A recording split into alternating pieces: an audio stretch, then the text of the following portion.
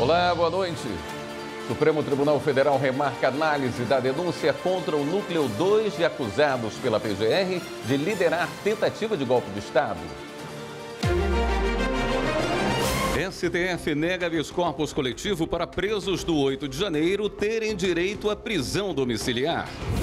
Procuradoria-Geral da República vai avaliar a abertura de inquérito policial para apurar possíveis abusos na greve dos peritos do INSS. Justiça Paulista torna réu juiz aposentado por uso de documentos falsos. Superior Tribunal de Justiça responsabiliza a agência de turismo por falha de informação que fez turistas perderem uma viagem de navio. E ainda, projeto do TJ de Minas Gerais de atendimento à pessoa custodiada celebra resultados positivos e é homenageado pelo Conselho Nacional de Justiça. O Jornal da Justiça desta sexta-feira, 4 de abril, começa agora.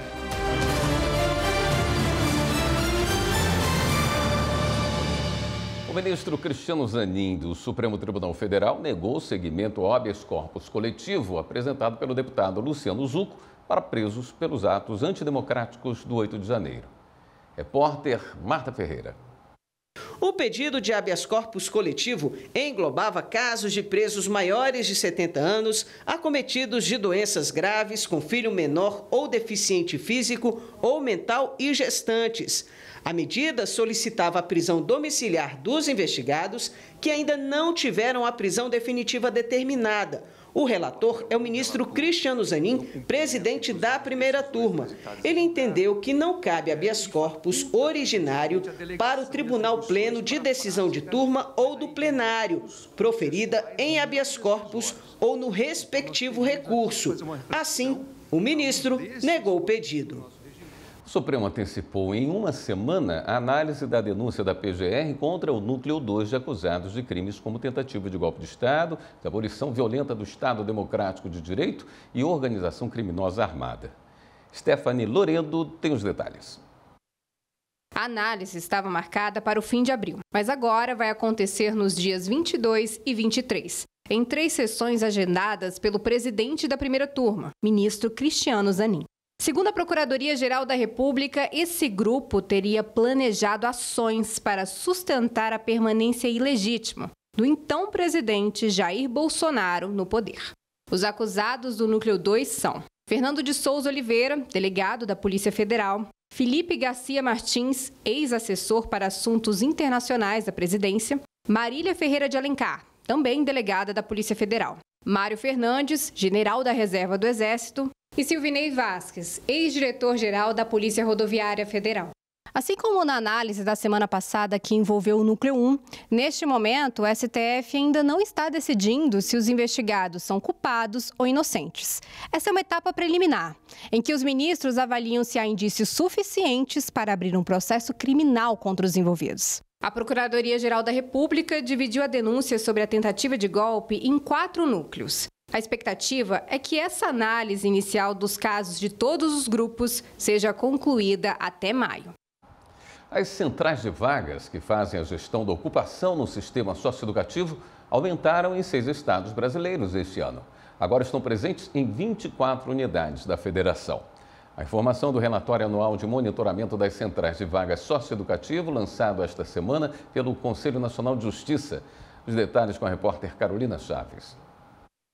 As centrais de vagas monitoram o sistema socioeducativo desde as condições e capacidades das unidades, supervisionam as equipes técnicas e os agentes. Essas informações vão para o relatório anual para que se crie condições para evitar a superlotação nas unidades que recebem os jovens infratores. Atualmente, as centrais de vagas estão disponíveis em 24 estados.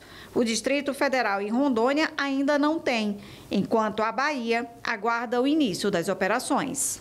De acordo com um relatório, hoje, em todo o país, existem 19.976 vagas disponíveis em unidades socioeducativas. O documento destaca ainda que a superlotação está controlada em 23 unidades da federação, embora os estados do Paraná, São Paulo e Mato Grosso apresentam ocupação acima de um adolescente por vaga.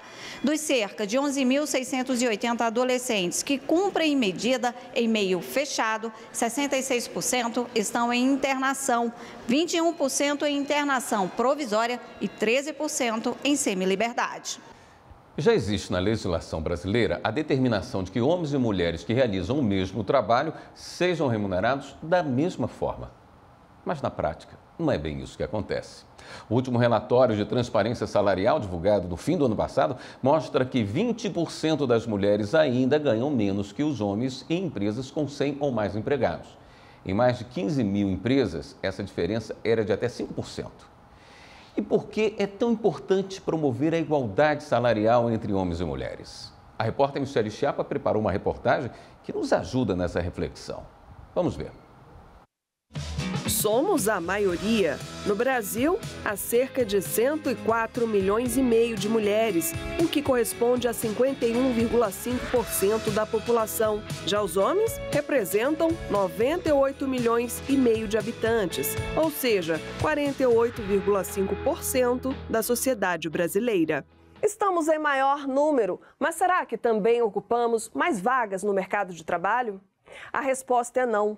Conforme os dados do último censo demográfico do Instituto Brasileiro de Geografia e Estatística de 2022, 53,3% das mulheres trabalham oficialmente, enquanto a taxa masculina é de 73,2%. Mas no trabalho informal, a presença feminina supera a de homens. E no recorte por raça, as mulheres negras são ainda mais afetadas pela informalidade. Elas representam 43,3% do total, enquanto as brancas correspondem a 32,7%. Já o percentual de homens brancos fica em 34,8%. Em outra pesquisa desenvolvida pelo Ministério do Trabalho e Emprego, ficou evidenciado que as mulheres ganham quase 21% a menos que os homens. Os índices ainda apontam para a invisibilidade das mulheres em relação aos homens. O artigo 461 deixa explícito que, sendo idêntica a função a todo trabalho de igual valor prestado ao mesmo empregador no mesmo estabelecimento empresarial, corresponderá igual salário, sem distinção de sexo, etnia, nacionalidade ou idade. No entanto, a diferença salarial entre os gêneros persiste no país. Para inibir esse tipo de discriminação, em 2023 foi publicada a Lei da Igualdade Salarial. Pela regra, fica determinada a publicação semestral de relatórios de transparência salarial e de critérios remuneratórios pelas empresas com 100 ou mais empregados. Ela permite que a gente veja se as situações têm diversidade, isso significa contratação de mulheres, mulheres em diferentes tipos de situação. Então a gente tenta olhar se esta possibilidade está sendo mantida. Este ano, das mais de 50 mil empresas com 100 ou mais empregados no Brasil, apenas 21 mil enviaram dados sobre critérios remuneratórios e ações para promover diversidade. No caso de descumprimento das determinações legais, está prevista a possibilidade de aplicação de multa de até 3% da folha salarial do empregador. A discriminação salarial afeta não só o bolso, mas também a motivação no trabalho. A coordenadora pedagógica Viviane Pérez sabe bem disso. Ninguém vai dizer não, é porque você é cadeirante, porque você é mulher, alguma coisa nesse sentido. Mas foram, assim, várias desculpas e tal. Em 2021, o Conselho Nacional de Justiça estabeleceu o protocolo para julgamento com perspectiva de gênero. A Justiça Trabalhista, inspirada no documento, lançou em 2024 protocolos que trazem orientações específicas para lidar com casos envolvendo desigualdades de oportunidades, assédio e preconceito nas relações de trabalho. A Justiça do Trabalho tem um dos materiais, eu diria, mais densos de que eu, como magistrada, tenho notícia nos últimos anos. Somos diversos, mas iguais perante a lei. Essa é a consciência para se chegar à igualdade salarial. A seguir, Distrito Federal é obrigado a oferecer monitor exclusivo a estudante da rede pública diagnosticado com transtorno do espectro autista em 2º nível. E o STJ responsabiliza a agência de turismo por falha de informação que fez turistas perderem uma viagem de navio. Voltamos já.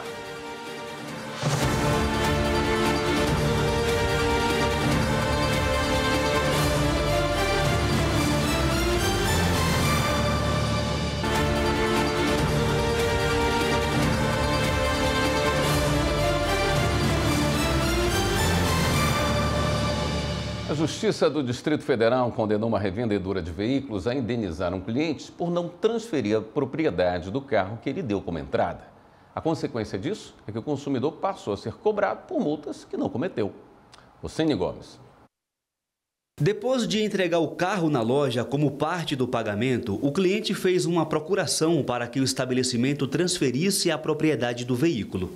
Mas a empresa não fez isso e o consumidor passou a receber várias multas, dentre elas, uma sobre a recusa do motorista a fazer o teste do bafômetro numa blitz. Quando o cliente judicializou a questão, a loja negou a existência de danos morais. Ao julgar o caso, o Judiciário Distrital destacou que o fato gerou prejuízos ao consumidor, que recebeu débitos que chegaram a R$ 4.800 e teve o score de crédito reduzido. Segundo o juiz, a empresa descumpriu o contrato e falhou ao prestar o serviço. Na decisão, o magistrado ressaltou que receber multas por infrações que não cometeu, ter seu nome negativado e seu score de crédito afetado, são situações que ultrapassam o mero dissabor e configuram dano moral indenizável. A loja foi condenada a transferir a propriedade do carro, pagar os débitos e indenizar o cliente em R$ 6.000 por dano moral.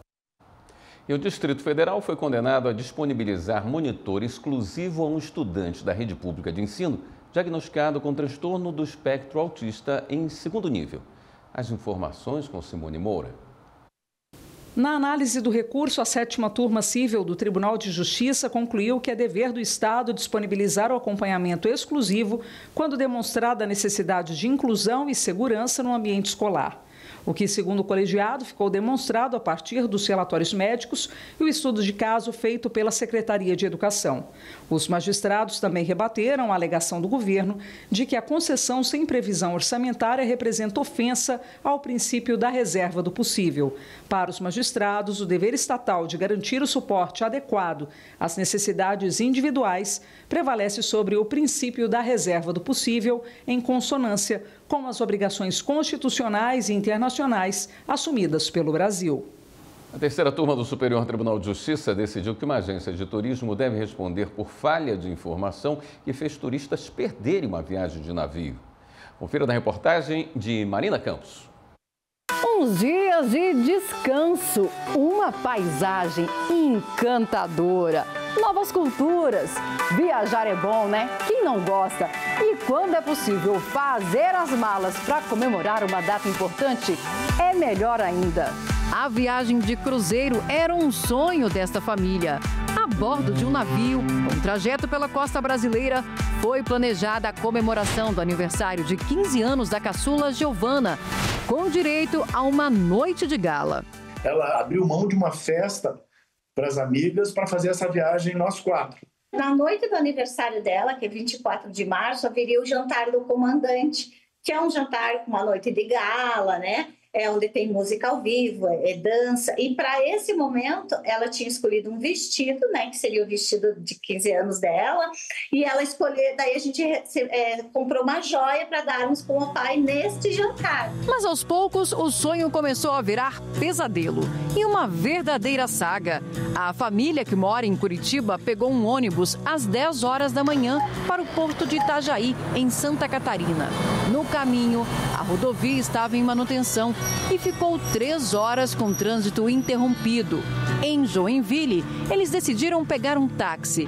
E quando finalmente chegaram no porto de Itajaí... Quando eu cheguei lá, já estava o processo do check-in em andamento. Quando, de repente, uma tal de Mitico, que trabalhava no navio, vem e nos avisa para encerrar o check-in, no meio do check-in. A gente entregou todos os documentos, tá? Eles entraram no navio com os nossos documentos e a gente ficou ali na porta para subir a rampa do embarque com as malas. Aí tinha uma correntinha, né, na frente, aguardando para a gente ser liberado para entrar. Em vez de eles abrirem para a gente subir, eles voltaram com os nossos documentos, dizendo que nós não iríamos mais embarcar.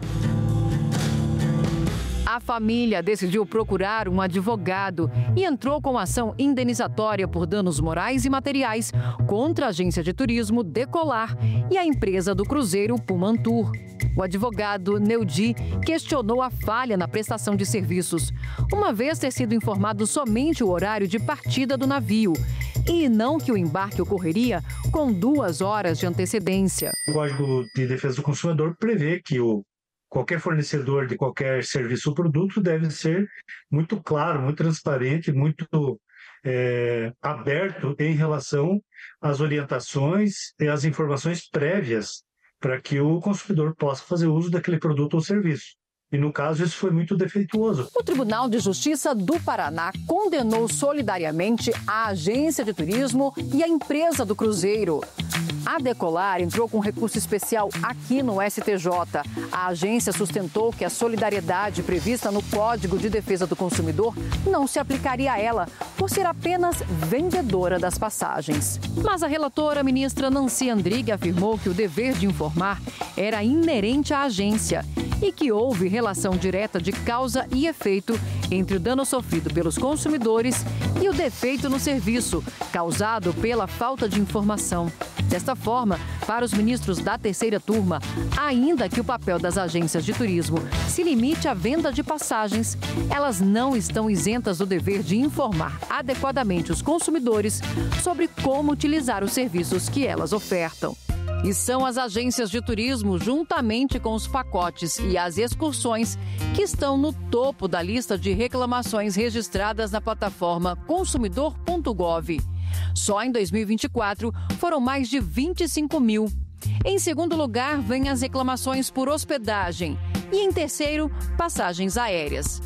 Entre os principais motivos apontados estão dificuldade, atraso na devolução de valores pagos, reembolso, retenção de valores.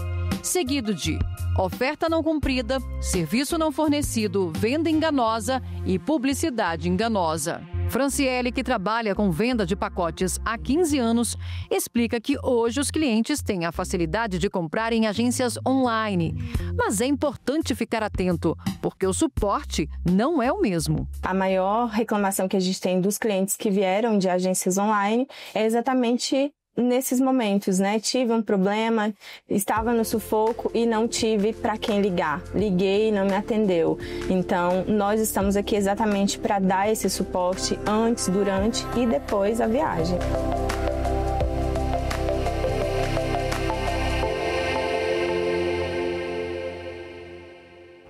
O Espaço Cultural do STJ recebe uma exposição em homenagem aos 65 anos de Brasília, que mostra um pouquinho pra gente a repórter Kátia Gomes.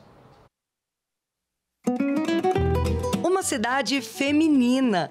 É assim que o artista plástico Ramon Maldonado Dias retrata a capital do país. O nome é feminino. A conceição do arquiteto e do paisagista são femininas. Então, pensando nisso, eu desenhei o rosto da mulher, os braços, os seios, a cintura, o quadril, a catedral, a altura do coração, porque Brasília foi criada por uma questão de fé e religião. Nascido na Venezuela, Maldonado Dias vive em Brasília desde 1985 e teve como inspiração para as obras de arte o paisagista Burle Marx. Eu passeava pelo parque mais importante de Caracas, que é o Parque Miranda, que foi desenhado pelo Burle Marx em sua época, né? E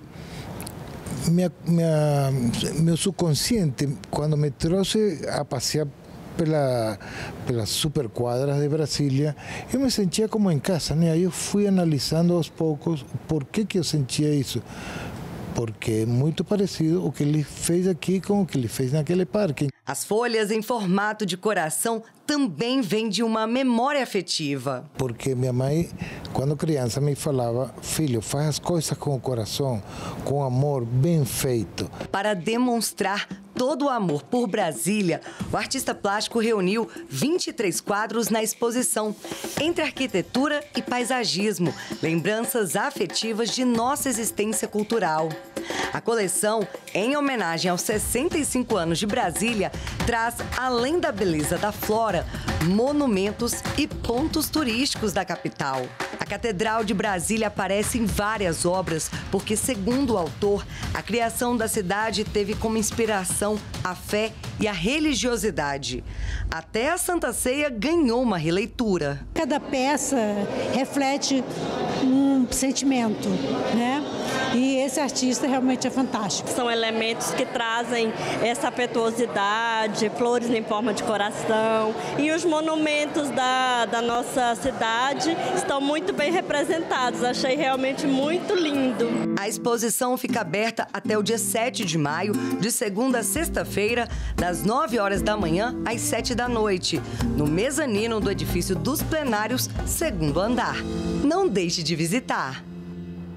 4 cidades vão ter eleição suplementar para escolher quem vai comandar a prefeitura pelos próximos 4 anos. Fábio Ruas tem os detalhes. Mais de 50 mil eleitoras e eleitores de 4 municípios vão voltar às urnas neste domingo, dia 6 de abril. Vai ter eleição suplementar para as prefeituras de Rui Barbosa, na Bahia, de Paranhos, Mato Grosso do Sul, e das cidades de Neves Paulista e Eldorado, em São Paulo. Para conhecer os candidatos, acesse o Divulga Cande Contas. Uma eleição suplementar ocorre quando a Justiça Eleitoral anula mais da metade dos votos da eleição anterior. A votação vai ser das 8 da manhã às 5 da tarde pelo horário de Brasília. Então, fique atento ao fuso horário. Consulte o local de votação no site do TSE, do TRE ou pelo aplicativo e-Título. É obrigatório levar um documento oficial com foto, que pode ser o próprio e-Título, se tiver a sua foto nele. A seguir, Justiça Paulista torna réu juiz aposentado por uso de documentos falsos.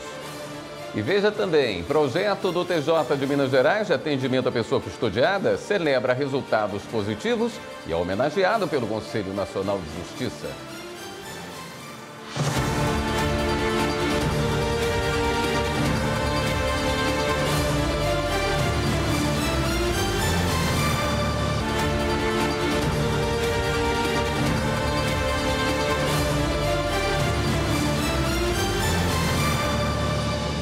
Greve de peritos do INSS. O ministro Gilmar Mendes, do Supremo, solicitou que a Procuradoria-Geral da República avalie a abertura de inquérito policial. Ele rejeitou reclamações de associação que contestava ato do governo federal que bloqueou a agenda dos peritos. Repórter Marta Ferreira. Os peritos médicos federais são responsáveis pelas análises de benefícios. Em agosto do ano passado, a categoria paralisou os serviços parcialmente, alegando quebra de acordo firmado com a União em 2022. A Associação Nacional dos Peritos Médicos Federais propôs 2 reclamações aqui no Supremo. A primeira reclamação contestava ofício circular do governo federal que bloqueou a agenda dos peritos e redirecionou os segurados a profissionais que não aderiram à greve. Já a segunda buscava reformar decisão do Superior Tribunal de Justiça, que manteve alterações feitas pelo INSS no acordo firmado com a categoria em 2022. O relator das reclamações é o ministro Gilmar Mendes. Ele rejeitou os pedidos. O ministro considerou que a União agiu corretamente ao bloquear a agenda dos peritos diante de diversos procedimentos adotados pelo movimento grevista, considerados contrários ao princípio da regularidade na prestação de serviços essenciais à população. Na decisão, o ministro destacou que essa situação é inaceitável, abusiva, antiética e imoral, ao impedir o atendimento de segurados que dependem da perícia para a concessão de benefícios essenciais à sua subsistência. O movimento grevista ultrapassa os limites da legalidade e da razoabilidade, transformando-se em um ato de insensibilidade e injustiça.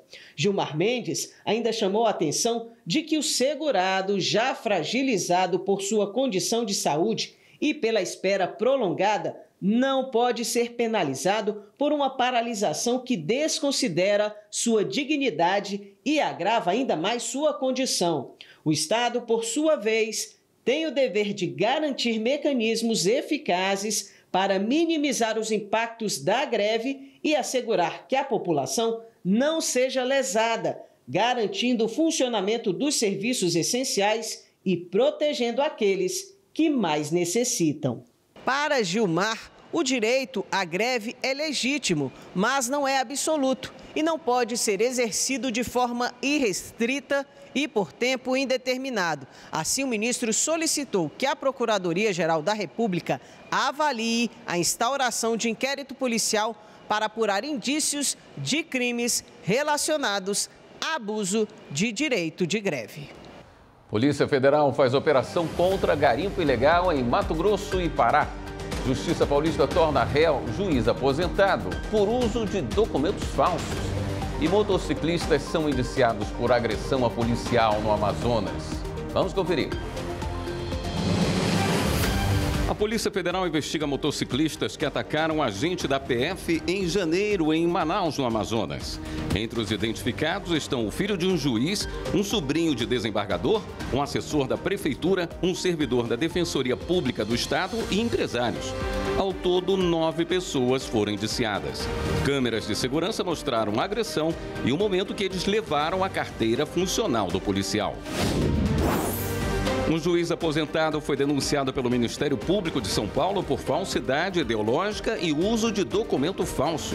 Por 40 anos, José Eduardo Franco dos Reis manteve uma dupla identidade. O magistrado, que se apresentava como descendente de nobres ingleses, agora responde como réu no Tribunal de Justiça Paulista. A Polícia Federal, o IBAMA e a FUNAI fizeram uma operação para coibir garimpo ilegal em terra indígena em Mato Grosso e no Pará. A ação resultou na apreensão de ouro e 17 balsas foram destruídas. Além de forte degradação ambiental, estima-se que os garimpeiros tenham causado um prejuízo de aproximadamente 15 milhões de reais com atividade ilícita.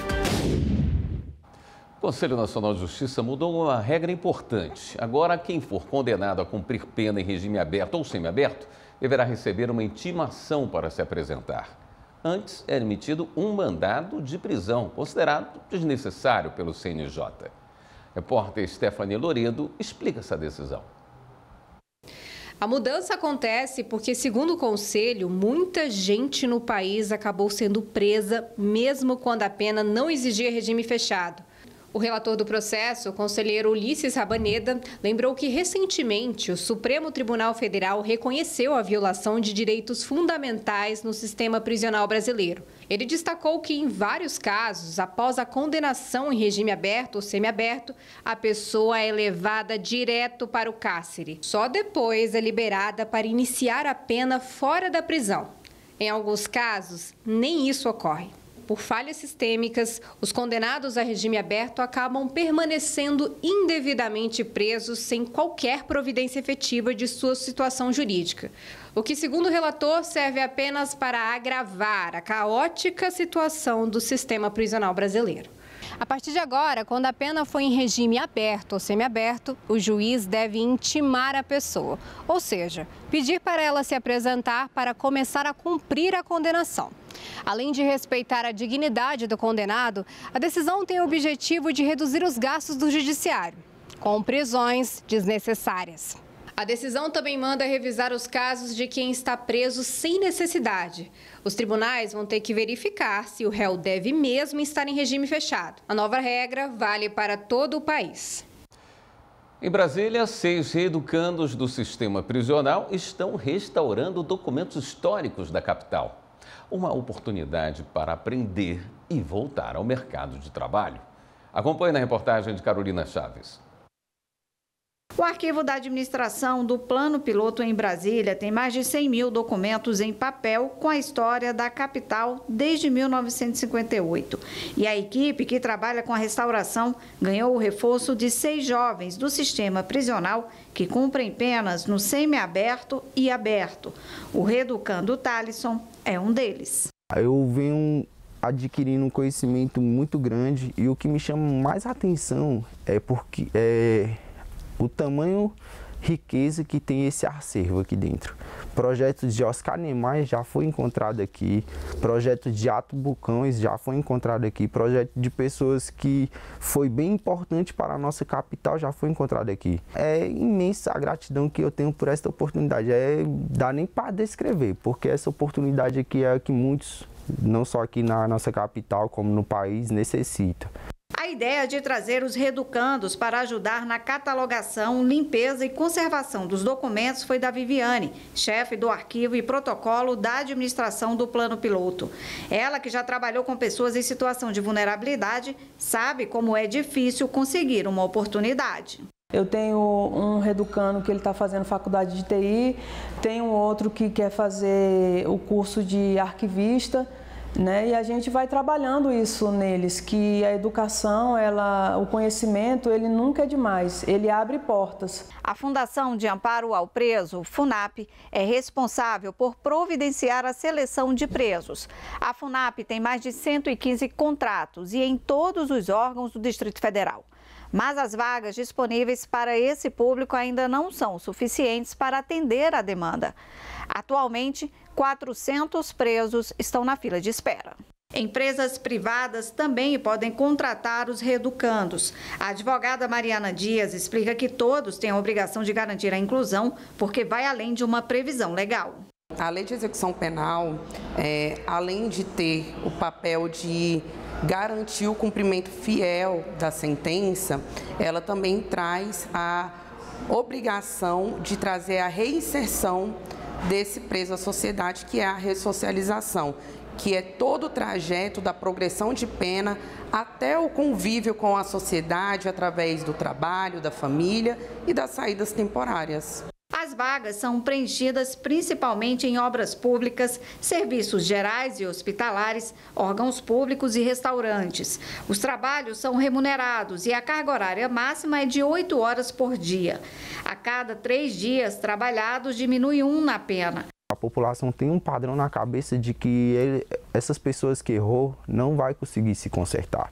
Mas só que eu estou aqui para mostrar que isso não é verdade. Eu estou aqui para mostrar que eu tendo essa oportunidade, eu estou me ressocializando. Eu estou sendo incluído novamente na sociedade.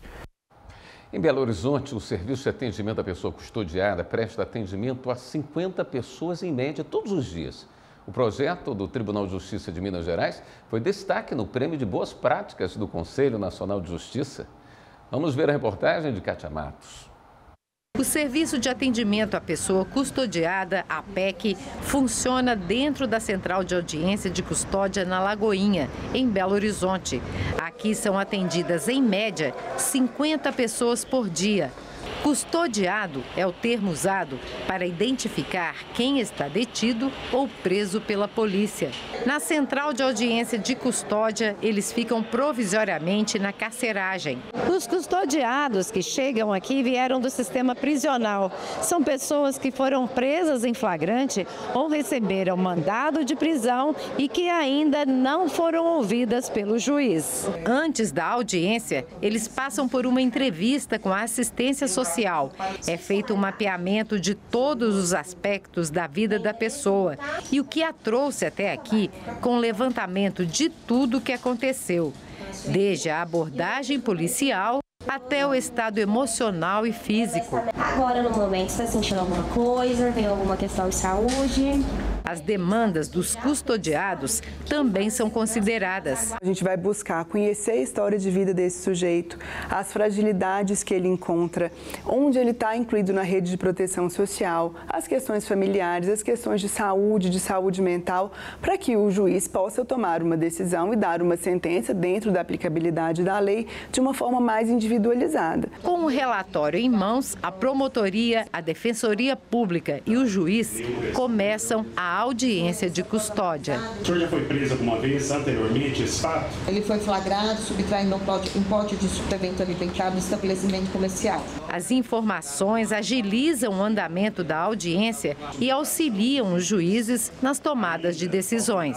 O juiz analisa todo esse perfil da pessoa, e isso é um elemento informativo muito importante, muito relevante para o juiz, inclusive ter os elementos para proferir a decisão e, sobretudo nos casos de soltura, para os acompanhamentos da APEC pós-custódia. Depois da audiência de custódia, quem ganha liberdade provisória recebe mais um atendimento da assistência social e com as orientações sobre a decisão do juiz. As medidas cautelares são as condições e penas alternativas impostas pelo juiz para a pessoa que vai responder ao processo em liberdade. Durante o pós-atendimento, a equipe realiza uma leitura do que foi a determinação judicial, auxilia para que ele consiga cumprir essas medidas cautelares e também trabalha a implementação dos encaminhamentos que foram identificados no atendimento inicial. A fiscalização do cumprimento das medidas cautelares é feita pela CEAPA, a Central de Acompanhamento de Alternativas Penais,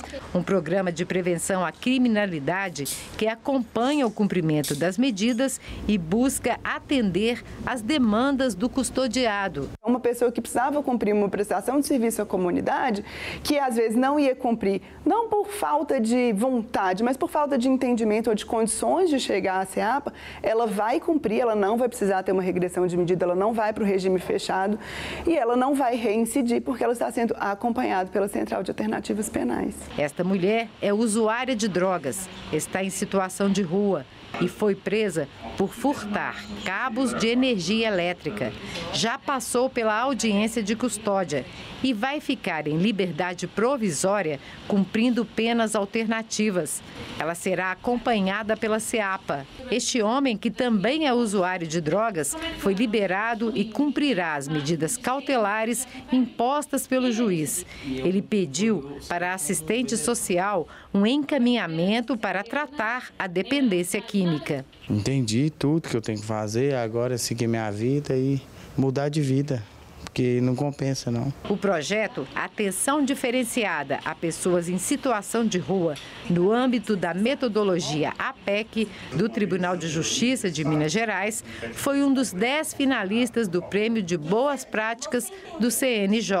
Nós ficamos assim muito felizes, o mérito é de toda a nossa equipe, o mérito é do Tribunal de Justiça, é um desdobramento de extrema relevância e que nos motiva aqui todos os dias para que essa implementação, os resultados sejam muito efetivos. No próximo bloco, as informações sobre o relatório do segundo ano da gestão do ministro Luiz Roberto Barroso na presidência da Suprema Corte. E a gente fala também sobre a lei que permitiu a mudança de sobrenome de modo simplificado diretamente no cartório. Voltamos já.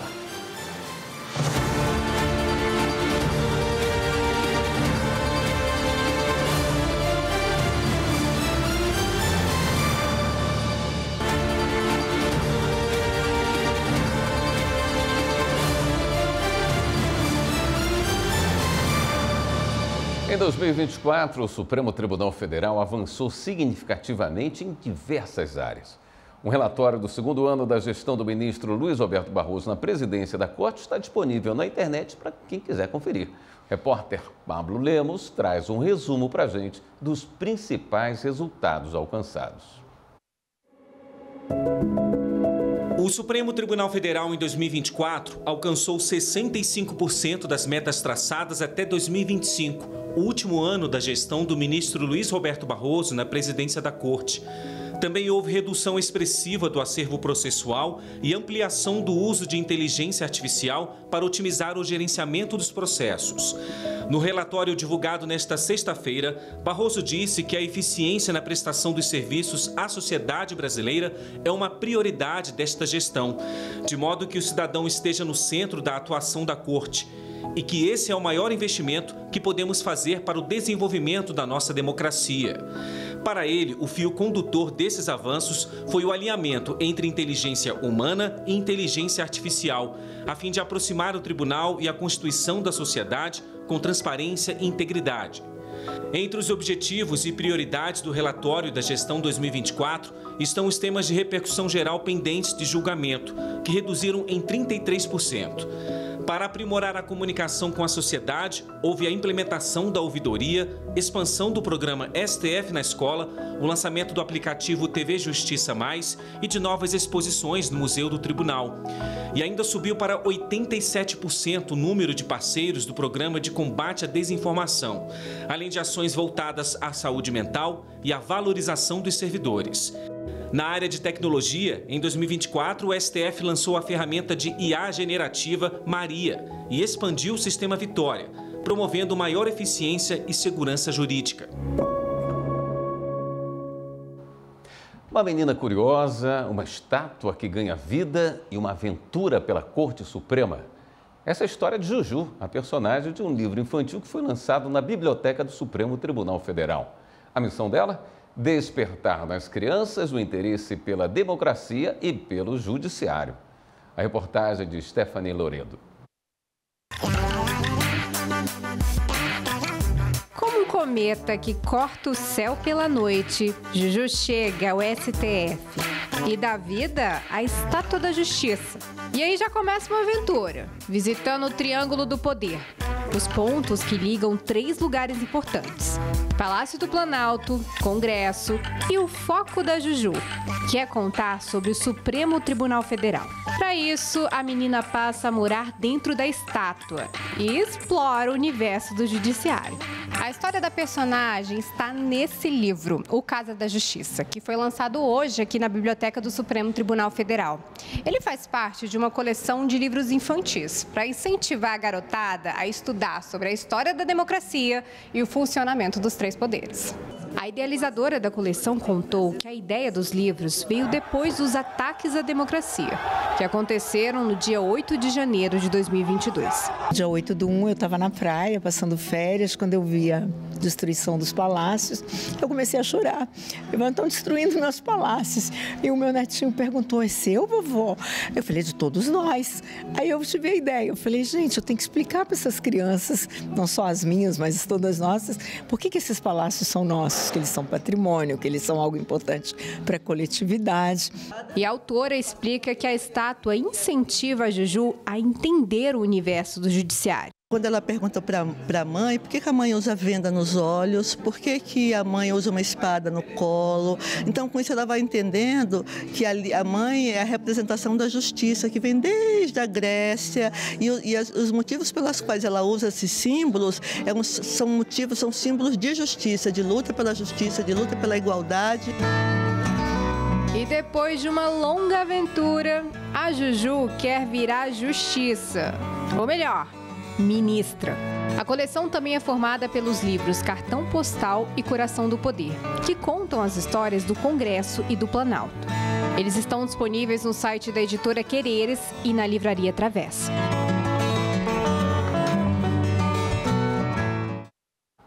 Você sabia que uma lei permite a mudança de sobrenome de modo simplificado em cartório?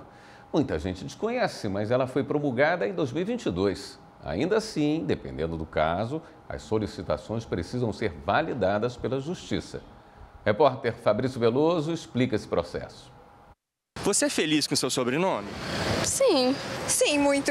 Eu sou feliz. Mas por quais motivos uma pessoa mudaria o sobrenome? Normalmente as pessoas mudam o sobrenome delas porque às vezes não se sentem muito atreladas à família. Eu penso que há pessoas que às vezes querem mudar o sobrenome, às vezes depois de um divórcio, não quer ter um vínculo com aquela pessoa. Não é um vínculo, no caso, familiar. Problema com o pai ou com a mãe. Foi o que aconteceu com o Eduardo. O incômodo e a falta de identificação com o sobrenome paterno surgiram na adolescência, após o divórcio dos pais. Há 8 anos, ele tentou mudar o próprio sobrenome na justiça e teve o pedido negado. Eduardo só conseguiu tirar o sobrenome Moreira graças à Lei 14.382, promulgada em 2022. No artigo 57, o texto trata da mudança de sobrenomes, como a exclusão em caso de alterações das relações filiais. Após procurar o cartório, Eduardo conseguiu oficializar o nome que tanto queria carregar. O sobrenome paterno sempre me incomodou um pouco, em razão da ausência um pouco paterna que eu tive. Isso não é simplesmente uma alteração de sobrenome. Isso é uma questão que incomoda aquele que suporta, né, um sobrenome que ele não quer carregar para você e para os seus filhos. Mesmo que a legislação permita a mudança no sobrenome de forma mais simples, como em cartório, algumas situações ainda precisam ser validadas pela Justiça. A coordenadora do Centro de Reconhecimento de Paternidade, juíza Maria Luísa Rangel, explica que a exclusão de sobrenomes, como no caso do Eduardo, só é possível com uma justificativa que faça sentido. Esse caso que você está citando, de ausência de vínculo com o pai, é dos casos mais comuns que a gente tem na Justiça. Eu diria que de cada 10 pedidos que entram de exclusão de sobrenome, 9 são por essa razão. Ainda de acordo com a lei, a mudança no sobrenome pode ser solicitada de forma extrajudicial para incluir sobrenomes dos ascendentes da família, incluir o sobrenome do cônjuge e, no caso de separações, retirar o sobrenome do ex-companheiro. Para ser feita em cartório, é preciso que o interessado seja maior de 18 anos e apresente documentos pessoais, como RG e CPF. Mas e se a pessoa desejar um sobrenome de outra família ou mesmo personalizado? É possível? Sobrenome é aquilo que representa a sua família. Você não pode escolher um sobrenome bonito ou de outra família. A única possibilidade de você usar um sobrenome diferente do que é da sua família de, vamos dizer, de sangue, são as situações, por exemplo, das filiações socioafetivas, dos padastros, né? Uma noite cultural marcou a retomada das atividades do Centro de Cultura e Memória do Poder Judiciário de Alagoas. Repórter Lídia Lemos acompanhou e mostra para a gente. Música, poesia e arte marcaram o primeiro evento realizado no Salão Nobre do Centro de Cultura e Memória do Poder Judiciário. É o primeiro dentro do CCM, então tem um gostinho muito especial. Eu costumo dizer que é o nosso test drive e está dando muito certo, está muito bonito. E a gente espera que esse espaço ele consiga alcançar o objetivo dele, que é ser um espaço multifuncional. Ou seja, as pessoas vêm para ter arte e cultura, mas elas também conhecem um pouco da história do Poder Judiciário. O presidente Fábio Bittencourt destacou a relevância desse momento para celebrar a importância das mulheres na sociedade. Fiquei muito alegre com o comparecimento maciço das servidoras, juízas e também do público em geral que fora convidado para participar desse evento cultural no nosso museu. O momento foi de interação com muita musicalidade.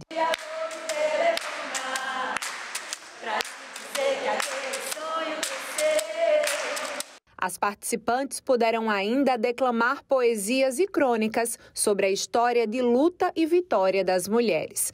Sandra Mara trabalha há 22 anos no Judiciário. Ela conta que adorou dar essa pausa no trabalho e poder dedicar esse tempo à cultura e ao lazer, ao lado de outras importantes mulheres. Me sinto até emocionada, de poder partilhar esse momento com tantas mulheres que eu já passei aqui dentro do Judiciário, colegas de trabalho, servidoras, juízas, as pessoas colaboradoras, tantas mulheres que construíram esse Judiciário. Então, assim, é um momento lindo, um momento ímpar e aconselho que todas participem nos próximos. Esta edição do Jornal da Justiça fica por aqui. Uma boa noite, um excelente fim de semana para você.